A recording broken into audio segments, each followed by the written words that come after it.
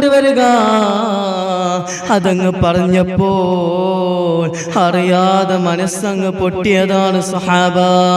അള്ളാഹുവിന് വേണ്ടി കൊടുത്തു പോയ, റബ്ബിന് വേണ്ടി കൊടുത്തു പോയ, ദീനിന് വേണ്ടി കൊടുത്തു പോയ അബ്ദുറഹ്മാൻ ബിൻ ഔഫ് തങ്ങളുടെ മയ്യത്തിന്റെ കഥ പറഞ്ഞപ്പോൾ അറിയാതെ മനസ്സങ്ങ് പൊട്ടിയതാണ് സഹാബ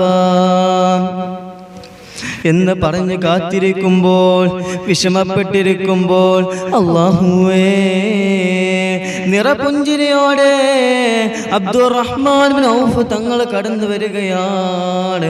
അസ്സലാമു അലൈക്കും യാ ഹബീബല്ലാഹ്. മുത്തു റസൂലിനോട് സലാം പറയുകയാണ്.